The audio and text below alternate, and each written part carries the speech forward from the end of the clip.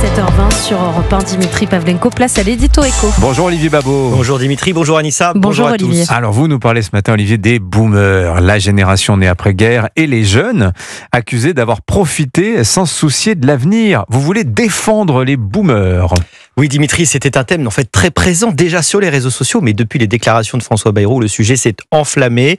On reproche aux boomers d'avoir eu la belle vie, la croissance, le plein emploi, des retraites grasses et longues et de nous laisser en héritage la dette, le réchauffement climatique ou le logement hors de prix. Mais cette vision oublie que sans eux, nous n'aurions pas le niveau de vie dont nous bénéficions aujourd'hui. Je veux ici défendre l'honneur des boomers. Alors qu'est-ce qu'on oublie exactement?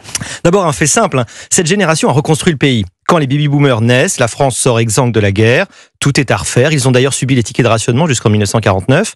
C'est leur effort qui va permettre l'explosion de l'éducation, de la santé, de l'équipement des ménages. En 1950, seuls 5% d'une classe d'âge allait à l'université. 30 ans plus tard, c'est près d'un tiers.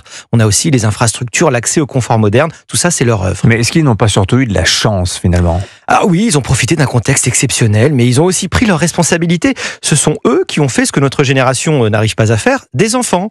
Ils les ont élevés, soutenus, nourris, avec ce que cela implique de sacrifices financiers et personnels. Sans eux, pas de renouvellement démographique, pas de main-d'œuvre pour faire tourner l'économie. Et concernant le travail? À l'époque, souvenons-nous, personne n'imaginait partir à 62 ou 64 ans avec 25 ans de vie à la retraite devant soi. Les boomers s'attendaient à travailler comme leurs parents, jusqu'à la mort, ou presque. Leur bonne situation actuelle n'était pas un privilège garanti d'avance, mais une heureuse surprise ajoutée à une vie de travail par l'allongement de l'espérance de vie. Mais pourquoi il y a tant de critiques à leur égard aujourd'hui? Parce qu'on juge le passé avec les lunettes du présent et qu'on les rend responsables de ce qui n'était pas leur choix. Quand ils polluaient, ils produisaient, logeaient, nourrissaient, consommaient, c'était libérer des millions de familles de la misère. La conscience écologique n'est née qu'ensuite. Et sur l'immobilier, oui, les boomers ont bénéficié de la forte raréfaction de l'offre relative de logement, mais c'est bien l'État le responsable et pas eux.